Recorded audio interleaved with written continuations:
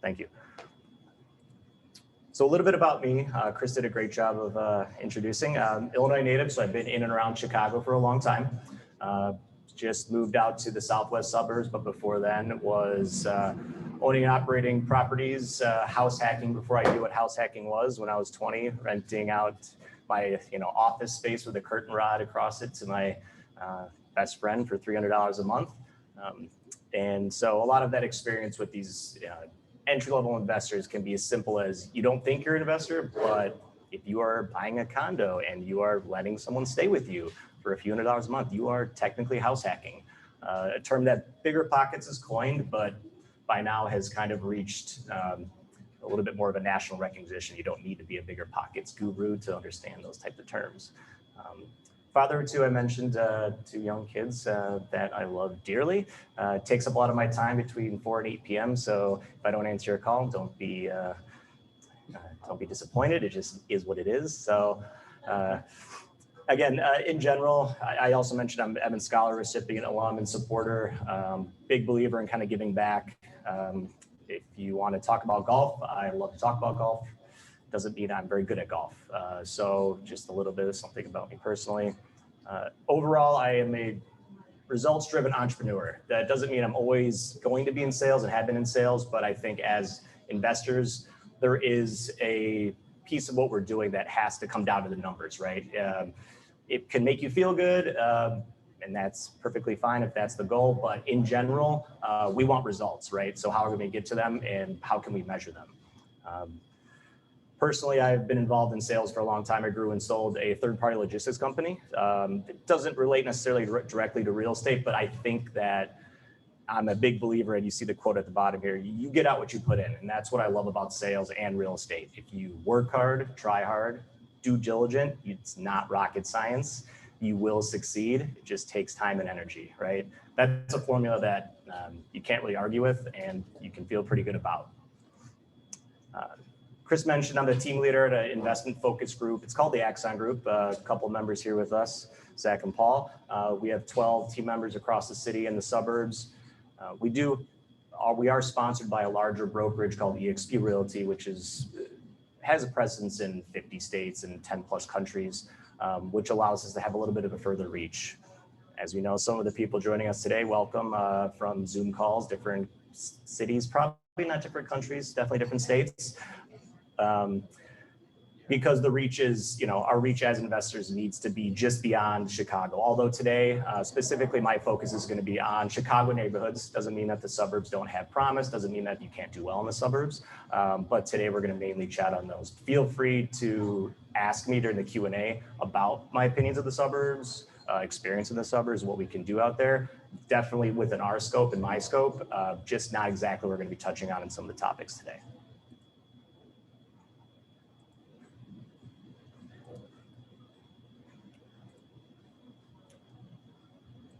Touched on the Axon Group again. Our spread is within about 50 miles. So I want to just, don't hesitate to talk to me about anything investment related.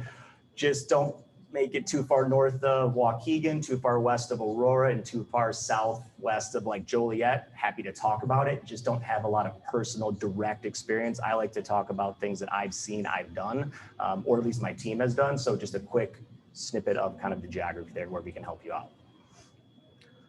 So Chris mentioned, a couple of the big topics, path of progress, Chicago neighborhoods. Where are these neighborhoods? What kind of returns can we expect from certain neighborhoods? I'm going to kind of segue into these based on a few questions that I get from a lot of investors, whether it be entry level, been 2 or 3 buildings in, and even some commercial investors that have been doing this for 10 plus years and have 100 plus doors. They still are asking some questions that just don't, to me, aren't what I'm going to call smart, and that's an acronym you're going to see. But believe it or not, and that's not a bad thing at all, most questions I get from entry-level investors up front, just they're not typically asking the right questions. So segue into like, what are those questions, Jake? Because I want to know. Feel free to ask any questions, but these tips will help you. So we've heard this acronym for setting goals, right? SMART, measurable, achievable, relevant, and timed. I'm not going to get into each one necessarily means. It's just a good way to remember something quick when you're talking to your broker, you're talking to your friends, you're talking to your partners, anyone that's on your investment team, right? These are multiple different types of people, but it rings true beyond just brokers and realtors, lenders, partners, the listing broker. When you walk into an open house, you're going to get the most value from them by asking a very specific, measurable, achievable, relevant, or a timed question. Doesn't have to be all of the above, but keeping those things in mind is going to help you a lot. So what are some of these typical investor questions? Why are they wrong, and what would make them maybe right? And how can we, address these things and target them specifically to get good answers and leverage experience from people like myself, other investor-friendly brokers, lenders, people in the space, other investors at groups like this. Let's get one out. Again, not a bad question, just the wrong question. What neighborhood is best for house hackers? I don't know. There's a lot of neighborhoods. It really depends on you, right? So in general, we want to get more specific. What neighborhoods within 30 minutes of an L ride have brick 4 units under $750,000? This is something where someone with experience can give you some specific answers and feedback, right? If you send them on a tangent and let them start talking about themselves, which is not the goal when you're talking to any brokers or other people in the industry, you want to do the talking, you want them giving you specific feedback, or else it could be a waste of time. So again, just an example of something specific.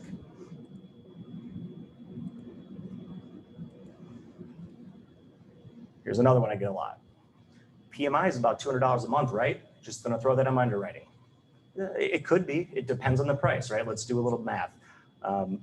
This would be more of a specific, right, question. Again, it is specific, but is also measurable, right? How much would PMI be on a $500,000 3 unit at 3.5% down? We can look this up later, talk to your lender. They all know these calculations, but PMI is about, 85 basis points of the actual loan amount. So something for a $500,000 3 unit with 3.5% down is going to be closer to $340 a month. That $141 is the big surprise that a lot of investors get after they've moved into their house hack. They get their first, statement mortgage bill. Whoops, there's $140 that you're going to try to skim off of somewhere else. I hope everything else was very safe in your underwriting. So just an example of something you want to be measurable. Keep it in mind. I'm pre-approved for $800,000, but I only have $10,000 in cash. I'm ready to live in Lincoln Park. Maybe if you borrow some money from mom and dad or Uncle Jim. So again, it's not a bad question. It is kind of specific, right? I'm pre-approved for $800,000. Your debt to income ratio is probably very, very healthy. Not unlike people maybe sitting in this room or a lot of clients we talk to, right? But typically younger investors don't have a big pile of cash sitting around, right? So let's get a little bit more realistic, right? What amount of cash would I need to purchase an $800,000 3 flat in Lincoln Park if I want to utilize owner occupancy financing? We could get into it, but FHA might not fly, but maybe a physician's loan, maybe a 10% down program from a portfolio lender, right? So again, cash is king. It's very important to let people know who you're working with and be realistic with them. It's not, it's a personal question, but how much cash you have access to is very important because it's going to be hard for them to advise you on what might work with your numbers. This is another R, and so last one is relevant. I'm just being realistic here, but I've heard in Bigger Pockets that all house hackers live for free. So where can I go do this in Chicago? Let's go right now. Okay, it's very doable in certain neighborhoods, but under a certain value, right? So we got to, again, make it a little more specific and be a little more relevant to here, right? Just because you've heard that people live for free when they house hack doesn't mean it's relevant to Chicago. Memphis, Tennessee, Indianapolis, keep it relevant to here.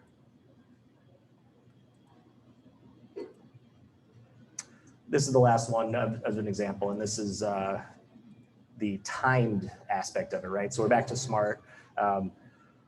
Rent will increase over time on the south side. Probably, it increases over time almost everywhere, but a right question would be a little more specific and timed. Over how much time, right? What annual rent increases can I expect in the South Shore area or with 2-bedroom units over the next 5 years? Very specific, very timed, something I could probably give you an answer to, versus sure, that's just not helpful to anybody. Okay, to kind of round this out, and again, this is me preaching as an investor-friendly broker and talking to a lot of investors who are just getting started and looking kind of where to start and how to kind of tackle this process. We're not going to get too deep into it, but it's just an example. This text I used to get a lot before I got a little too snippy with people was, 10 p.m. on the couch, finally Netflix is up on the TV. Hey, Jake, what do you think about this one? Boop, on the phone with a link. That would helpful, link to the address. Okay, well, what do I think about what? We know your parameters. Yeah, it's within your purchase price, but what do I think about the rent? What do I think about the taxes? What do I think about the area in the next 4 or 5 years because of a new bus route? Get specific. Do not send these type of messages to your broker. In the beginning, they might be friendly about it, but I wouldn't be surprised, they're busy. They might start shying away from these questions from you, and you just doesn't help anybody again. Same thing with your lender. Here's a specific one that gets you a nice thumbs up from this gentleman. Hey, Jake, I added 1456 North Milwaukee to the spreadsheet. Do you agree that post-rehab rent for 2-bed units would be about $1,600 a month if we added in-unit laundry? Something I give you a definite answer to. Yes, no, and if not no, $1,500. I don't think that's a great investment. So again, be very specific. And these are going to kind of lead in some of the topics for today, but driving that home, be smart about your questions. So let's break down a few of these relevant to Windy City investors and remote investors looking in Chicago. First one would be how to identify neighborhoods where my 2 to 4 unit house hack could see the highest appreciation in the next 10 years. Again, this might not apply to everybody. This is a question I pulled out so we can kind of talk specifically about path of progress, because path of progress is such a broad topic. I want to focus a little bit on 2 to 4 units and where I think some of those neighborhoods within certain price ranges are going to see the most, progress in the next few years. A few other questions that are semi-related are all just related to generic cash flow and expectations in Chicago. I think a lot of people have not unrealistic, but a lot of times it's either overestimated or underestimated in expectations of returns. A lot of that could be underwriting, but it's more so just picking the right place. So second question in general, I'm looking for pure cash flow, and I say these are semi-smart questions because I'm breaking my own rule a little bit here. They're not super specific. Not all of them are timed, but they're going to be purposes for conversation. I'm looking for pure cash flow. What neighborhoods can I see 10% cash on cash returns in still? Second one, I'm playing the long game and will likely self-manage. So looking for the areas with very stable tenants. Again, stable can be a loose term, but let's call them younger professionals, people that might stay a good amount and low turnover. Where can I at least break even and allow natural appreciation to do the work? And the last question that has relation to our returns on investment for neighborhoods, I'm looking for a balanced approach. Need to at least beat the mutual fund average of 5%. And I know that's not completely accurate, but let's just say 5%. But I'm okay with areas that may not appreciate too quickly. So after we talk about path of progress, I just want to hit these 3 questions so we can kind of break down very basically the 3 different types of neighborhoods or asset classes: heavy cash flow, pure appreciation almost, depending on how much you put down, and then a balanced approach, right? So this will kind of help us identify a few areas, by no means every area, but break it down to 3 different types of areas that look promising in certain ways. So identifying the path of progress, right? No one has a crystal ball. If I did, I would be throwing a lot more money into certain areas. And if I could go back, we all know probably sitting in this neighborhood and this zip code in a lot of intersections very, very close to here, over the last 20 years have seen the highest appreciation in the whole city. And that's a fact. Here, south to Division, west to, not all the way to Pulaski, but this pocket of parts of Logan, parts of Humboldt have seen the most appreciation in the past 20 years. Are we going to look for all common denominators in the next up and coming neighborhoods? I think that's kind of impossible to do, but it's a good point of reference. So what are the few major factors that play into appreciation and potential path of progress? Employers, inward migration, which we're just going to look as kind of residential housing development and people wanting to be in those areas, and new housing or redeveloped housing. public infrastructure, and also public policy. Semi-related, but we'll look at them as two kind of separate topics pretty quickly. So employers, right? Has a major employer entered your area in the past few years? Are new businesses opening and closing? These are things you can kind of see in the neighborhood, but if you don't live here, if you're not walking around, how do you find them out? We'll look into that in a second. Has a commercial development increased or decreased over the years in your area? All of these things are going to help you understand whether or not people are going to be working close by. Even though remote logins, remote working is more popular now as a result of COVID, it still doesn't trump the fact that people want to live potentially close to where they work, and majority of the workforce in a lot of these areas in Chicago specifically will probably still be commuting to work eventually. So a few tips, and going to recommend a few places, but read local business journals and newspapers. Mostly online, and we're not picking up a newspaper too recently, but there's a few I can recommend. Join business groups or chambers of commerce. Business groups are easy. Facebook groups, places like Meetup.com, going to things like this are going to help you talk to people that have some inside information. Stay on top of commercial listings. LoopNet is big. You can filter for new developments. Talk with local commercial brokers. Even if you're not planning to buy a commercial property, they do have a lot of insight on new construction, new development. Befriend one, maybe they come to these groups, maybe they don't, but definitely someone to keep in touch with. I know it's difficult to map out 20 commercial spaces that have opened in your area, but I'm going to show you a site that can allow you to do a little bit of that. Set up Google alerts for announcements. Pretty simple thing to do. Keywords for new development, new build, condo, repurpose. These type of things will pop up in your feed and help you a lot. So I'm going to jump into quick tool Cityscape here. I hope I can, this is just and I will link to these in the show notes later. I can tell you where it is, but it's a pretty cool site that allows you to see proposed projects in Chicago. You can jump on there for a free, a free membership for a while. It's probably not something you're going to be using constantly, but it's available, right? If someone really wants to dive deep into the data, it's pretty cool. And it's a relatively new site, and it is specific to Chicago. It doesn't exist for other cities. So just a quick show of what you can see as an example on here. Let's go to, we're talking about employers right now. So let's just cater this specific to the employers. And don't worry about, exactly what the process is here. There's a lot of how-to videos on this site, but let's look at places that are going to employ people, right? Industrial, food service, hotel and lodging, and commercial spaces that aren't retail and office.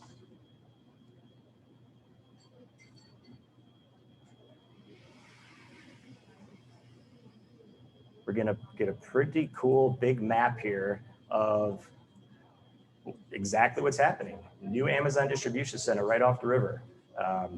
Not too excited about an outdoor patio at an existing restaurant, but establishment of 7 ground floor retail spaces, South Shore, a new brewery location called the Moody Tongue that looks like Bridgeport. These things are important, and these are pending projects. These aren't even projects that have happened. So just walking around, you might not see these type of things. So it's pretty cool. Probably more for a developer type, but if you're looking at neighborhoods for path of progress, remember, we're looking at employers. These are offices. We're seeing ridiculous amounts of construction in the West Loop. That is not, that's not a surprise. We're a little bit late to the game there, unless you're building a mid-rise building. But I mean, look at this potential here. 32-story building, 9-story building, 47-story mixed-use building popping right here. So a lot of tools at your fingertips to find out where things are coming up, and it's pretty slick. Again, that's Cityscape, and you can get a free, the membership or level I was on, it was free right there. So something cool to check out.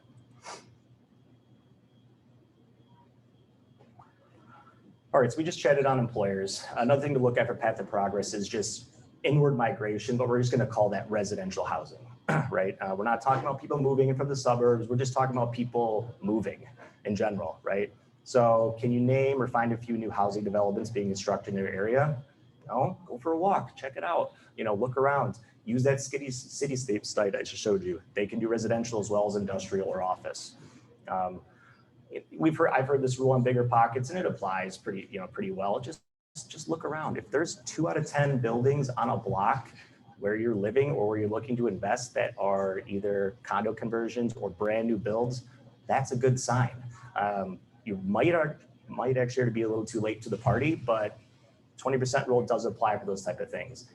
5 already done, 8 already done, you missed it, unless you're going to rehab the building that needs to be torn down. Check the last several census reports for your region. The population numbers going up over time, and are there no major employers going out of the area, right? A big important thing. We know a few that have come into the city, the West Loop specifically, right? McDonald's a few years ago, and check them out. Amazon distribution centers are a big thing to look for. More so in the suburbs now, but we just saw one going up along the river near Pilsen. There's a giant Target warehouse going up in Little Village, going to employ about 2,000 people as well. So little tips and tricks you can look for. The Census Bureau also provides its own population projections. I didn't get into those, but again, very data focused, kind of nerdy type stuff, but if you are a numbers person, check them out. They're looking ahead and they typically aren't wrong. On that note, Chicago's population in 2010 actually increased 1.9%, which was the opposite of what people thought was going to happen. So good news for Chicago. We are in the green. This has not applied for the last couple of years, but these are things you can grab from the census report very, very easily. Here's a quick map that I pulled from a census article. This is a population change within Chicago, 2010 to 2020. No big surprise, and this has been this way in Chicago for the past 100 years, is that the biggest gain has always been in the city center. Will that slow down? Maybe because of COVID, but we're not looking at COVID right now. We're looking at 2010 to 2020. And these are some of the areas that have lost and some have gained. Now these are big generic blocks of locations, but it paints a picture. One to note here, Logan Square lost a little bit of population. Doesn't mean that it's not a popular place to be, but we see this happening with gentrifying neighborhoods, actually, multi-units being torn down for single families, less people. Population actually goes down. Price, this is not a price chart. This is population. We're talking about population and residential migration for path of progress, right? So take note of this. Again, it's not going to predict the future, but definitely helps to understand where people are moving to. If a lot of this population growth is happening within the city center and rental prices go up a lot, naturally what's going to happen? The immediate neighborhoods surrounding the biggest gains are probably going to get those residents, right? So we can kind of go with that logic of the sprawl. It's still in effect. No one's jumping typically from Chicago out to Midway Airport, typically, right? They're doing a slower progression from inward to outward. So to comment on this map a little bit, and just to dive in a couple of numbers, the 5 community areas that saw the highest growth from 2010 to 2020, Oakland, Hyde Park, Grand Boulevard, Riverdale, Douglas.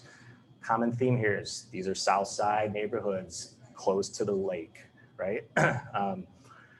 It doesn't mean, again, that they're going to continue to grow at this pace, but we do see a theme that places close to the lake do well, right? I think in Bronzeville and Hyde Park, these prices are already reflected and probably have a little bit room to go up, but they're not going to be seeing giant jumps after what they've already been to. Another note from the census that was kind of surprising to me was like the Black population actually decreased in Chicago in a lot of neighborhoods. The Hispanic population rose actually at a giant rate. Does that mean that Hispanic neighborhoods are going to appreciate the most? We don't know. It's hard to say. Hispanics have, for instance, plummeted in the Logan Square and Humboldt area. Does that mean they're being priced out? Probably, but numbers don't always tell you if a place is going to keep growing. Like we just pointed out with Logan Square, actually had a population decline. So you got to look to the areas next to them and look to areas that are going to see pressure from them in the near future. I just mentioned Logan Square and the deconversion. So gentrification often means less net population loss. But we're looking for path of progress. This is just proof of why Logan Square has had much higher prices. It doesn't mean that's going to be the next hotspot. It already kind of is.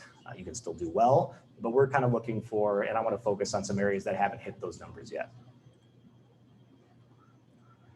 Still on the residential topic, lakefront neighborhoods see solid growth. Downtown's explosive growth is merely a slight kind of acceleration from their trends in the 2000s. So it's growing, but not as much as it did early 2000s or 20 years ago.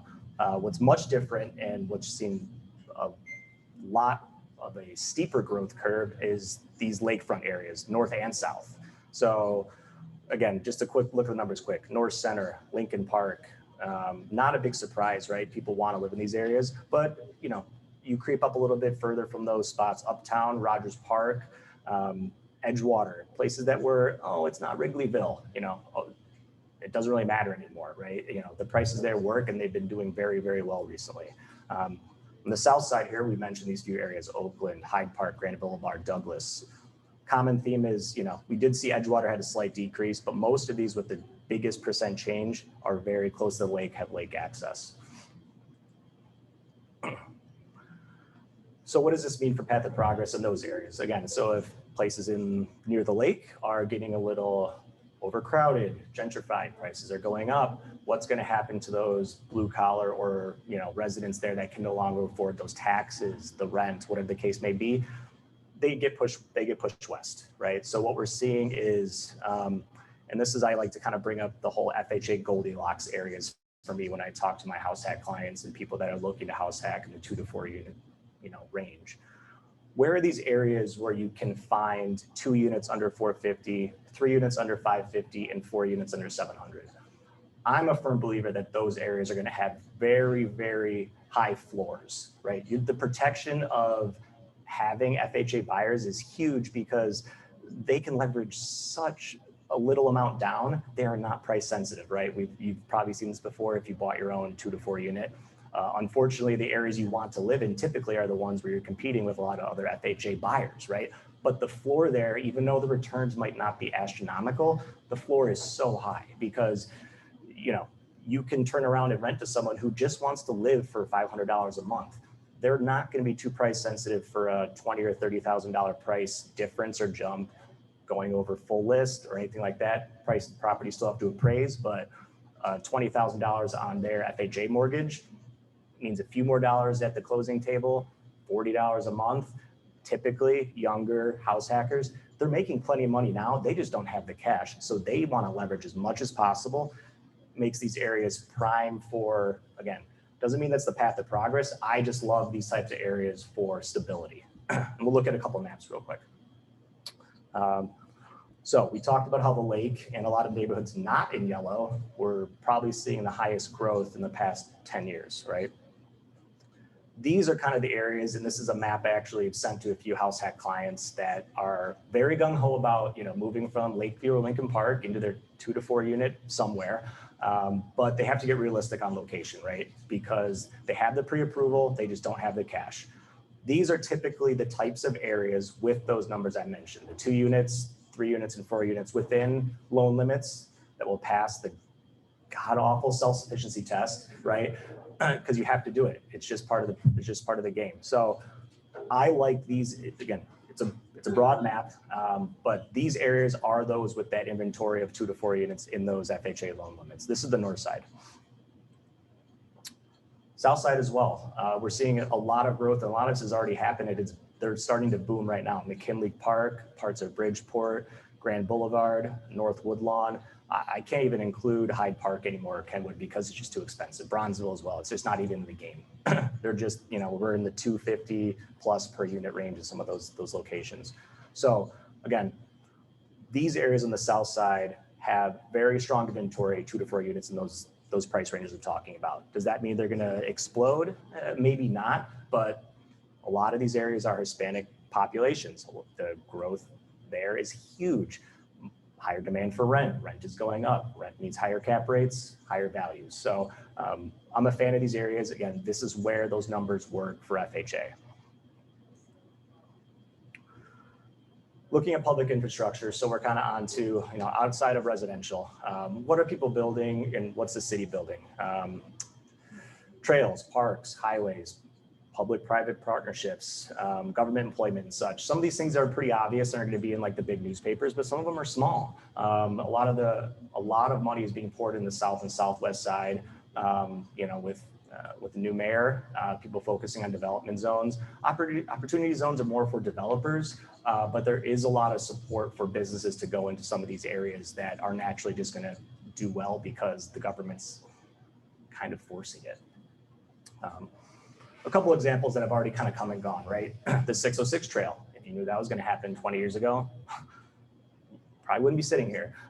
The new L stop on the West Loop, right? These are just little infrastructure things. And there's another map I want to show you guys, another quick tool that I think a private party made and mapped a lot of development on a Google map. So I'll show you that real quick.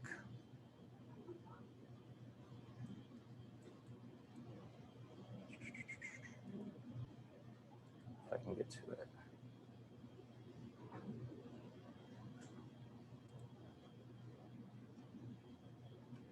There we go. And we'll link to this this map in the show notes, but another pretty cool map. Shows under construction, proposed, and other projects to note.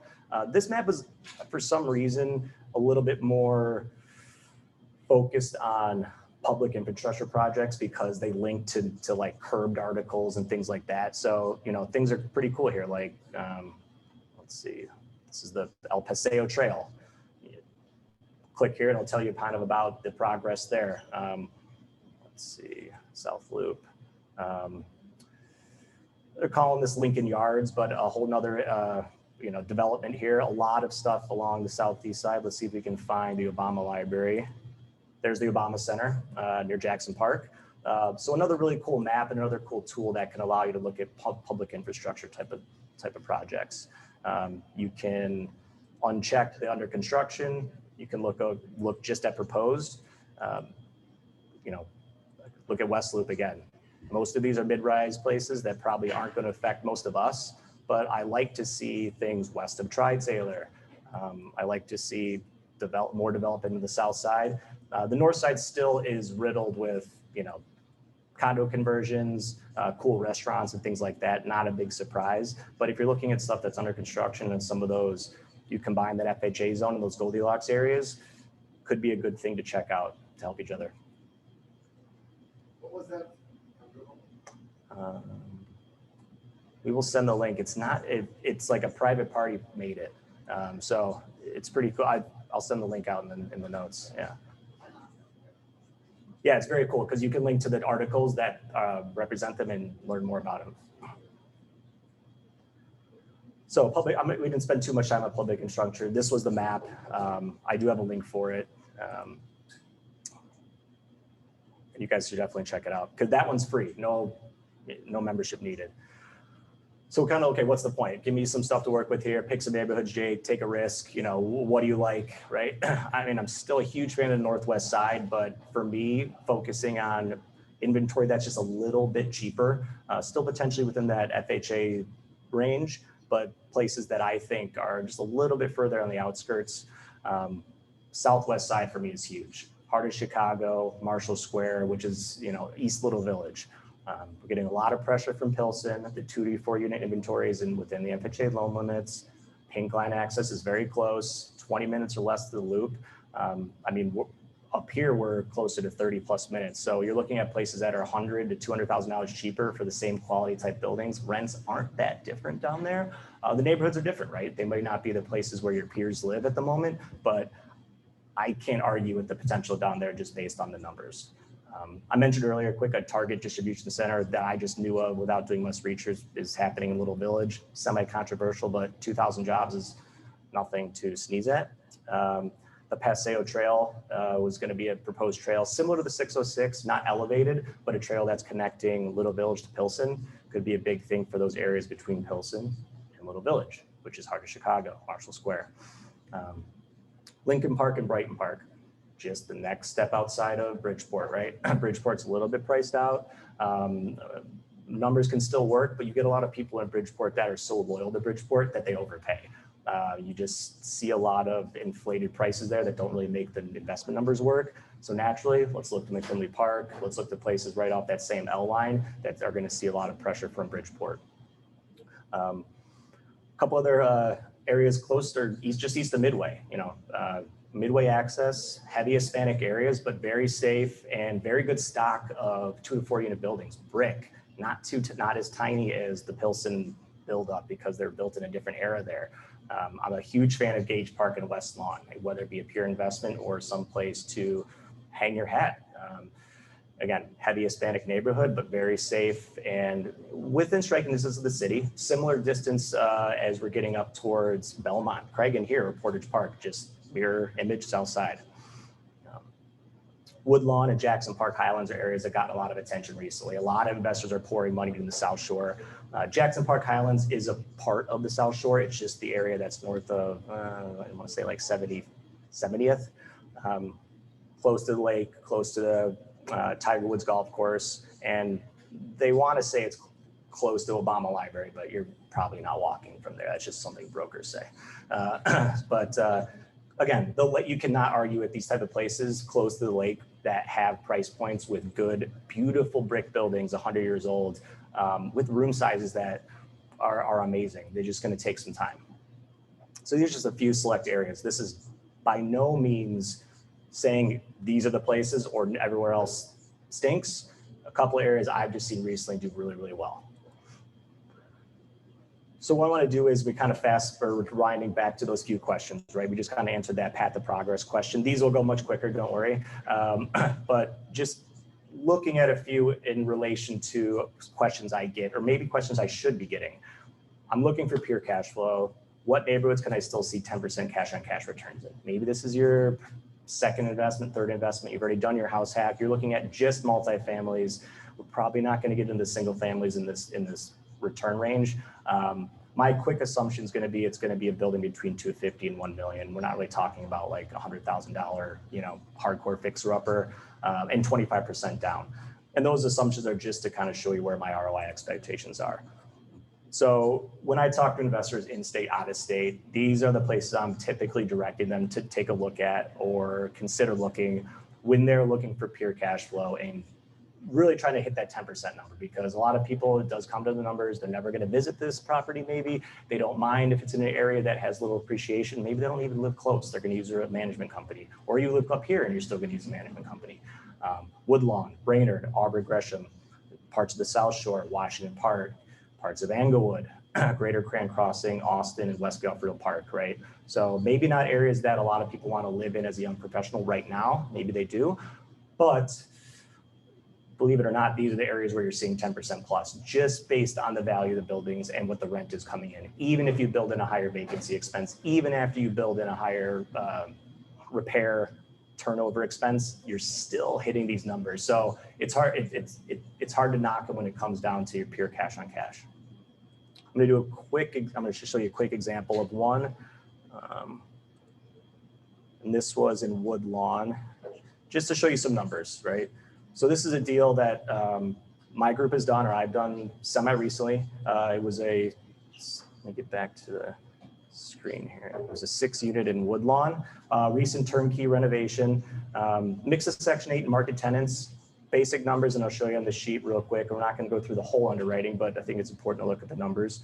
$816,000 purchase, 6-unit, came out to be a 10.5 cash on cash and a 7.25 cap rate. Once you get into commercial properties, cap rates matter. Even when you're looking at 3 or 4 units, it's still relative, but I'd focus more on net cash flow or cash on cash as your apples to apples number. So let's look at this Woodlawn real quick.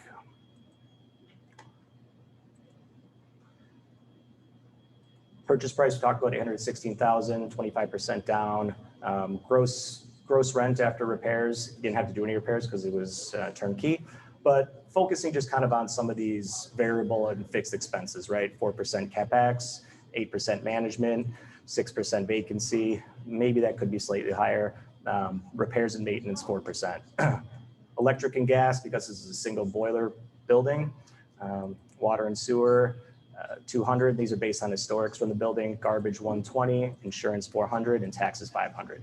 Okay, so pretty safe expenses. The fixed are from actuals from the previous 12 to 24 months trailing. The variables, again, are variable. They can change, right, depending on who you use, but pretty safe. If you look at the numbers I highlighted, this type of building, Woodlawn, semi-safe area, pretty turnkey, 10% cash on cash. Of course, the downside is, you do have to have $204,000 to put down, but it's doable. Then we're looking at what can we expect.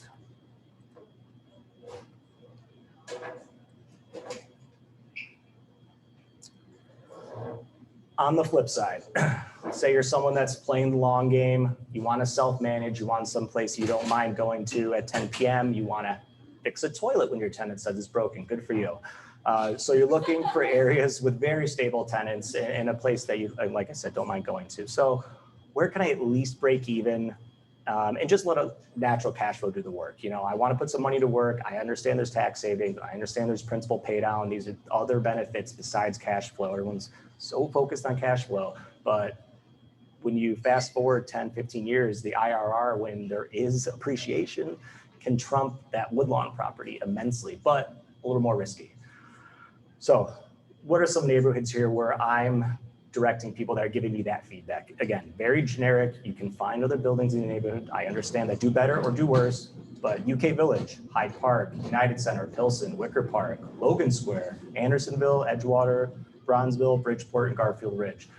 These are some areas that some potential for appreciation in the last probably 5 to 10 years have already seen a lot of appreciation. So have that upside of already being a little bit, we don't want to call it gentrified, but being in a location that, again, is going to just kind of give you something pretty stable. For these, based on those same assumptions, under $1 million purchase, 25% down, typically I'm telling investors your expectations kind of have to be around 3 to 6% cash on cash. I'll show you one more example of an underwriting done in one of these neighborhoods, and we will use Logan.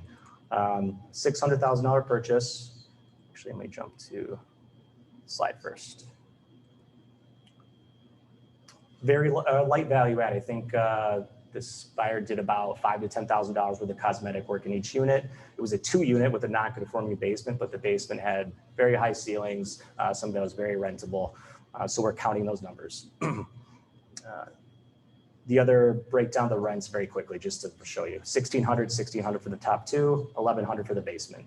These ended up being very close to actual. I think it was like $1,650, $1,550, and this didn't even include parking rentals. Bottom line came out to about a 3.8% cash on cash with all those variables. You pull out self-management, a few other things, this can get better, but a 4.9% cap rate in Logan Square for something about this price point. I'll just note the numbers very quickly.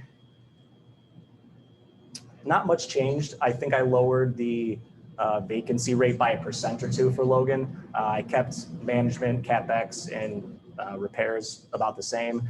Gas and electricity, this was only for common areas, so these units had individual HVAC, very helpful. Water, garbage, insurance, and taxes are kind of your other big fixed costs. At a $4,300 a month gross, 3.83% cash on cash, about a 5% cap rate. Typically what you can expect in Logan at that price point with something that needs a little bit of work. Again, downside, this is with 25% down. So if you're going the house hack route, I tell a lot of people, if you're going to put that little amount down, it's going to be very challenging to cash flow much when you move out. It might just be a pure break even. Sit on it, let the rent grow.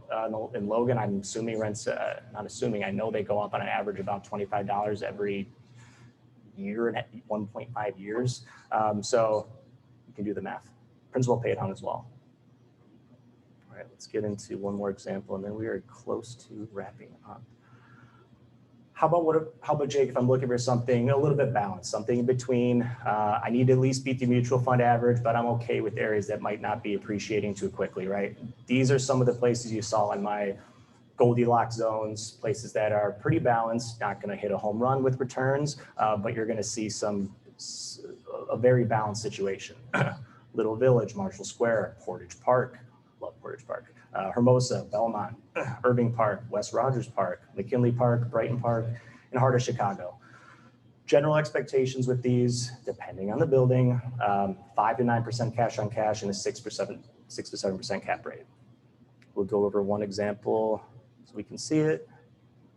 And this was in Marshall Square. So Marshall Square is just west of Pilsen.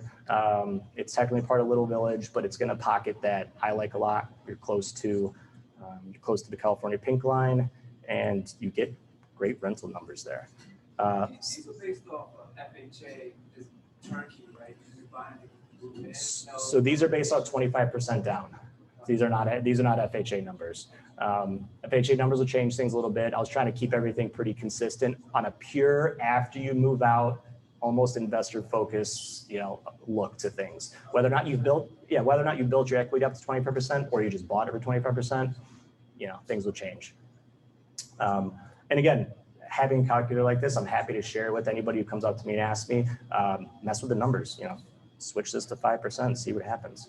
It's gonna change the cash on cash return by a lot, but we'll stick to 25 just for comparison purposes. So this purchase was $642,000. Pull this one up.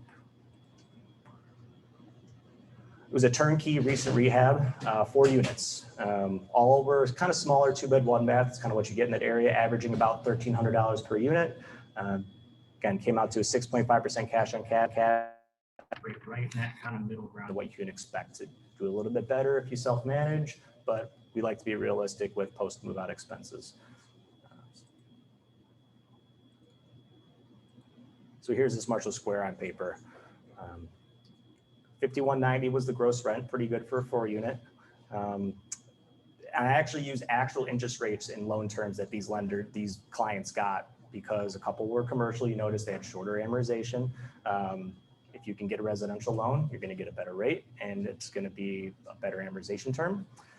But everything else pretty standard, CapEx 5%, management 8%, vacancy 5%, repairs, maintenance 5%. And then your basic fixed expenses that were, again, very close to actuals. Bottom line, this investor is making about $1,000 a month, but had to fork up, $160,000 plus closing costs to get this building. But it's a good building in a balanced area. Very easy to manage, relatively low turnover. Again, maybe not somewhere a house hacker is going to be living. And I don't know if I'm sure the numbers would have worked for a house hacker. Yeah, this is a legal 4-unit. So again, in a zone that is going to see that very, very low floor because if the neighborhood even gets slightly better, it's going to draw a lot of house hackers. And they're like, you know what? I'm focused on the numbers. I'm willing to work from home. I don't need to be down the street from Navigator Tap Room. Like I'm cool with being in an area that I'm just going to kind of hang out in my house. It's happening more and more and more. This is why these areas are becoming more popular. So that was a balanced example. And really, that is kind of the summary of where I want to I give people an idea of like, what can I expect at a certain price? Variables change. You have to consider your own situation. So I thank you. Open it up to kind of questions. Hopefully there's a few.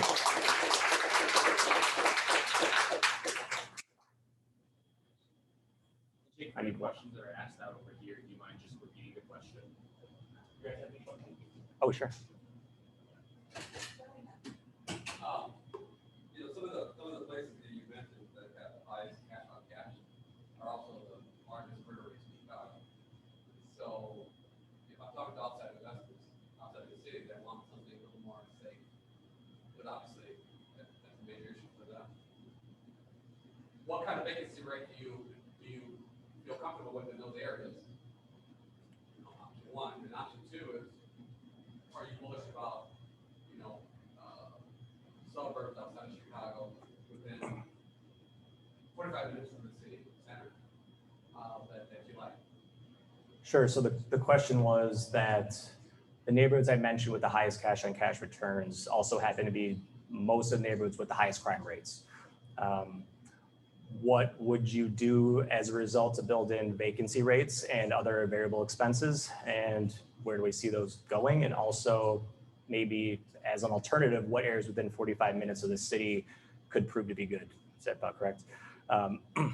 I would say, if possible, always use historics on these buildings. So if you're buying a 6-unit building, 8-unit building, 4-unit building, hopefully the previous owner can show you their T12, which is their trailing 12 months of actual expenses, actual income.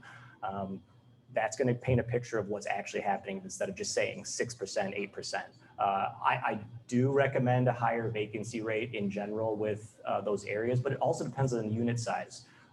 If you're in an area like Woodlawn, East Garfield Park, and it's a 10-unit building for $700,000, but they're all 1 bedrooms, your vacancy rate is going to be a lot higher, closer to probably 10 to 12%, because you're just getting single people, maybe couples going through there. If you have 3 or 4 bedroom units, typically even with Section 8 or those type of areas, your vacancy rates are not much lower than some of the other areas of Chicago, because they're families, they're staying, and most of them actually aren't looking to go buy a condo or a house. A lot of CHA and voucher tenants will stay a lot longer on average than your young professional, of course. Now, again, back to the variable costs of what happens to your units is turnover. Yes, maintenance, repairs. I would recommend not having dishwashers in those units potentially. Washer and dryers typically don't have an ROI in those neighborhoods. They're just too expensive and too costly to repair. So there's a lot of things to consider. If you bought a building and you put in all those things and then your maintenance starts to go through the roof, yes, you could be in trouble. So talk to your agent, but back to the point, look at the trailing 12. If you have a history of who's been moving out and what their actual vacancy cost was for the last 2 years and what's vacant now, go off of that, because that's the building. Now, hopefully you're going to manage it better than the previous seller, maybe not. That's why professional management helps.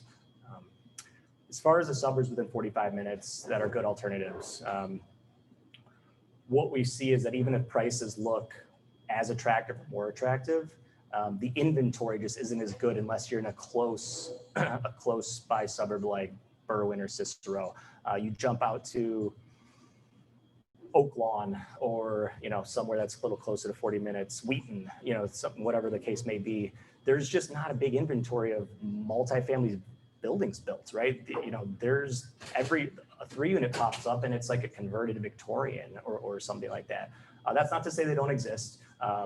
Look at the taxes though, because the taxes, it might look like a great deal on paper. Oh, it's cheaper than the unit I was looking at in the Southwest side, but the taxes are double. And even though Chicago is its own tax thing to deal with, taxes in Chicago are on average 30 to 50% lower than most suburbs. So I do love Berwyn. Taxes are super high because I like the inventory. I do love the south suburbs like Homewood, Glenwood, Flossmoor. Those type of areas are great, but it's all single families. There's just not a lot of multifamilies. And when multifamilies come up, they go very quickly, and sometimes they go for inflated prices.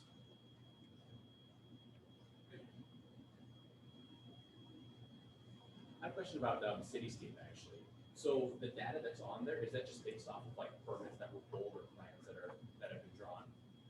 So the question was Cityscape, where's the information coming from, and are they permits? From what I know, it's all gathered from government data or permits that are pulled. There's a demolition map you can look up, pulled from the city. You can look up contractors and how many permits they have out in certain areas. So if you know a certain contractor works a certain area and you see that their permits are kind of through the roof, could be a good insight. So I'm pretty sure, and don't quote me on this, but I'm almost positive all of it's pulled from City Hall or they're just funneling and scraping and putting it in a, that other map I showed for Google, which is pretty cool. That one is, I think, more so manually gathered, and they're just kind of taking Curbed articles. Curbed Chicago is a great one, by the way. Loved Curbed. And they're just kind of mapping where those, where those news announcements are going. Is that updated all the time? As far as I know, yeah. That one, I think it said that the user I don't know who the user is. Investor client of mine shared it. Shout out to Ben Stewart if he's listening. I don't think he might not be, but he shared it with me about a month ago. So I can't take credit for that. It's pretty cool. Yeah. Awesome. Yeah. Anybody else have any questions?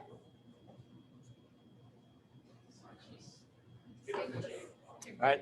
Thank you guys. Yeah. Awesome.